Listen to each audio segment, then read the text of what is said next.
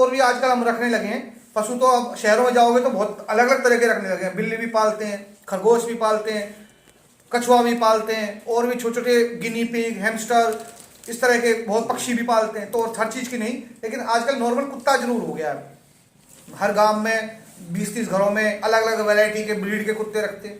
तो उनमें भी 3-4 बीमारियां होती हैं ऐसी जो कि कुत्ते को भी नुकसान, और जब कुत्ता पाल लिया जाता है तो एक परिवार का सदस्य भी बिल्कुल हो जाता है। बच्चों से लगाव, जब तुम घर जाते हो तुम्हारे ऊपर चढ़ता है, तुम जहाँ बैठते हो तुम्हारे आसपास आके बैठ जाएगा, बिस्तर में आ जाएगा, सोफे पे आ जाएगा, तो वो एक बहुत ज़्यादा लगाव हो जाता है। वो बीमार हो जाता है तो पशु, जब कुत्ता बीमार हो जाता है, घर में भी खाना पीना बच्चे छोड़ देते हैं। तो इसलिए वो बता रहा हूँ कि जो भी कभी तुम पशु या कुत्ता अपना जो है पालने की सोचो या पाल रखा है, तो इसमें सबसे पहले 1.5 महीने की एज पे 45 दिन की जब कुत्ता या पिल्ला जो भी है वो हो, शुरुआत बता रहा हूँ, लगवा कभी भी सकते हो वैसे, लेकिन शुरुआत में 45 दिन पे पहला टीका लगवा लिया।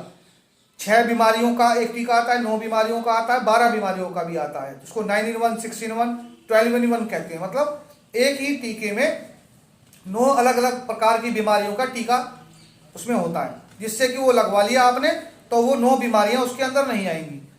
पहला टीका 45 दिन पे लगवाया, उसके बाद 1 महीने के बाद वही टीका रिपीट होता है, जैसे बूस्टर कहते हैं, जैसा कोरोना में लगा था ना बूस्टर, सबको पता है बूस्टर क्या होती है। ताकि पहले टीका लगने के बाद अगर कोई उसमें वायरस की गुंजाइश रह गई हो या कोई कमी रह गई हो जिससे उसकी इम्यूनिटी उस बीमारी के खिलाफ पूरी तरह से ना बनी हो, तो दूसरा टीका लगने के बाद वो बन जाए। अब ये नहीं कि आपने आज वो पहला टीका लगवाया और वो जो बीमारियां होती हैं बाहर घुमाने से, जो आवारा कुत्ते जो बाहर घूमते हैं उनमें वो बीमारी हुई किसी में, तो वो वातावरण के द्वारा वो कुत्ते में भागेंगे, आपको पता भी नहीं चलेगा कि वो बीमार था। तो घर में आने के बाद 2 दिन 3 दिन बाद वो लक्षण उसके, जो एक पार्वो बीमारी उसमें होती है और एक कैनाइन डिस्टम्बर, जो उसमें लेप्टोस्पाइरोसिस, मतलब कई प्रकार की होती है, लेकिन जो नॉर्मल ज़्यादा बीमारी सबसे ज़्यादा इस मौसम में और कुत्तों से जब छोटे होते हैं, पार्वो वायरस इन्फेक्शन। हमारे रोज़ यहाँ पे केस आते हैं जिसमें शुरुआत वो खाना पीना बंद से करता है, पिल्ला या कुत्ते को भी हो गया तो उसके बाद कुछ खाएगा भी हल्का फुल्का तो उल्टी कर देगा। उसके बाद आपने नहीं देखा, सोचोगे ठंडे का मौसम है सर्दी लग गई होगी, सर्दी नहीं, वो इन्फेक्शन हो गया, तो उसके बाद उसको दस्त होंगे। दस्त पहले नॉर्मल होंगे, फिर उसमें बदबू आनी शुरू होगी बहुत ज़्यादा, पूरे कमरे में या घर में बदबू हो जाएगी। उसके बाद ट्रीटमेंट अगर सही प्रकार से नहीं करवाई तो वो उसको ब्लडी डायरिया हो जाएगा, उसमें खून आना शुरू हो जाएगा।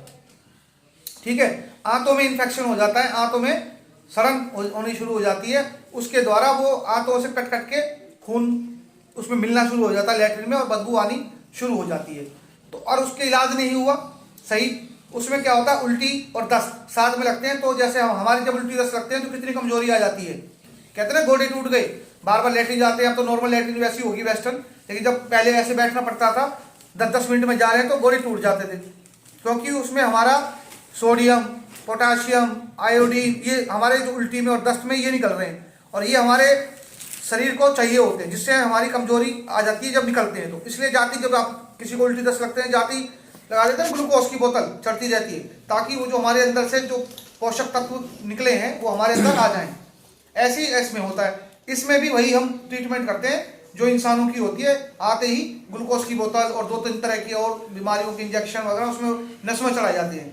पीने की दवाई या गोली पचेगी नहीं, आते ही उल्टी होगी, क्योंकि अंदर जो है पेट में अल्सर हो जाते हैं, छाली नुमा, जैसे कुछ चीज़ हम खाते हैं उस पर लगते हैं, वो जाकर एकदम आती है उल्टी। तो वो इसलिए 2-3 दिन उसको कुछ खाना पीना मना कर देते हैं, बस पानी पे और ग्लूकोज पे उसको जिंदा रखते हैं। तो ये बीमारी जो है कुत्तों में आ गई तो वो ये कि 50-50 चांस हो जाते हैं। फिर अगर सही प्रकार का ट्रीटमेंट नहीं मिला तो मौत होनी वो है। फिर वो आपको दुख, बच्चों को रोते हैं बच्चे, केस ऐसे ऐसे आते हैं कि बच्चे लेके आते हैं, गोदी में लेके आ रहा, कोई कपड़े में बांध के आ रहा, कोई गाड़ी में कुत्ते आ रहे। तो लेकिन अब जब पालना रख ही लिया है, भाई पालना ही है, तो उसको भी बचाव रखो, बेचारा वो तो कहेगा ही नहीं, आपने लगवा दी तो लग गया, नहीं तो कोई बात नहीं।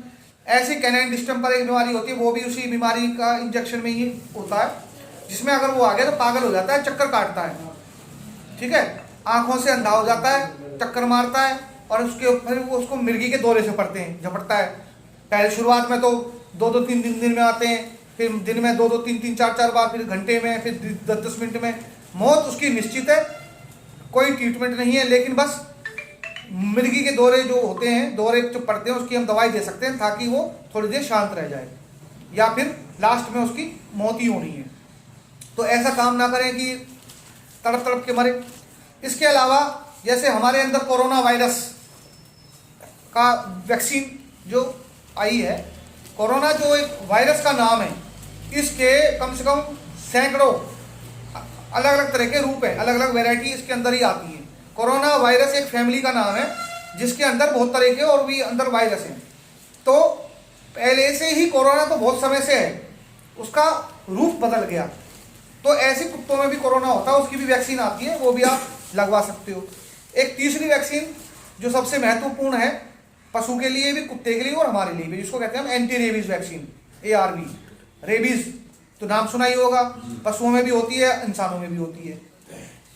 तो वो रेबीज वैक्सीन जब कुत्ता 3 महीने का हो जाए तो वो वैक्सीन 3 महीने पे पहले नहीं लगाई जाती।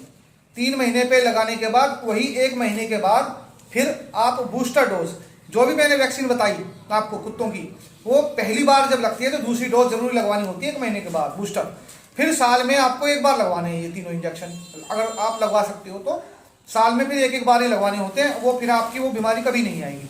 लेकिन रेबीज वैक्सीन नहीं लगवाई, कुत्ते ने काट लिया, बाहर के कुत्ते ने काट लिया कुत्ते को, उसके अंदर कीटाणु हैं, आपको पता नहीं लगा, जख्म हो गया, तो उसके बाद उसने आपको कभी 5 साल बाद, 10 साल बाद भी काट लिया, लेकिन उसके अंदर कीटाणु है लेकिन बीमारी नहीं फैल रही, लेकिन आपको काट लिया, तो ये एक ऐसी बीमारी है, होनी हो तो 2 दिन के बाद होनी शुरू हो जाए, ना हो तो 2 साल ना हो।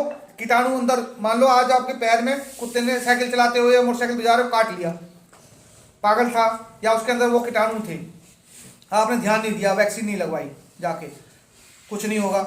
महीना, 2 महीना, 5 महीने, साल, 2 साल, 5 साल, हो सकता है 7 साल बाद भी आपको रेबीज की वो बीमारी हो जाए उस 7 साल पहले कुत्ते काटने से।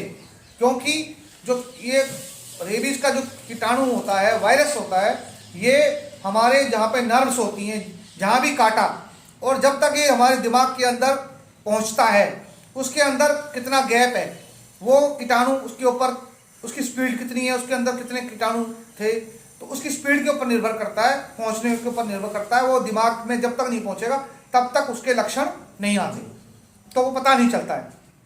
लक्षण आने के बाद ही पता लगता है, और उसके बाद भी उसका कोई इलाज नहीं है, वो भी उसकी मौत निश्चित है। इसलिए किसी पशु को हो जाता है, जैसे कोई कुत्ता काट जाता है, कुत्ता काटने से भी रेबीज होती है, वो कहते हैं गोहेरा, कहते हैं क्या कहते हो, वो काट जाए, कोई बंदर काट जाए, उनमें भी कीटाणु होते हैं, नेवला काट जाए, इस टाइप से अगर ये कोई जंगली जानवर पशु को काट जाए तो उनसे भी वो बीमारी हो सकती है। पता लगे कि भाई काट गया है तो हम काटने के बाद भी वैक्सीन लगवा सकते हैं। उसका 5 इंजेक्शनों का शेड्यूल होता है।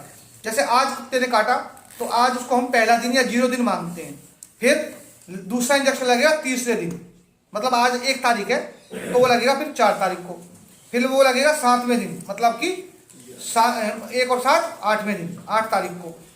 ऐसे ही 0, 3, 7, 14 और 28, पहला दिन 0 मान के ये दिन हम उसमें जोड़ते चले जाते हैं, तो 5वां इंजेक्शन 28वें दिन लगेगा। ये शेड्यूल है उसका।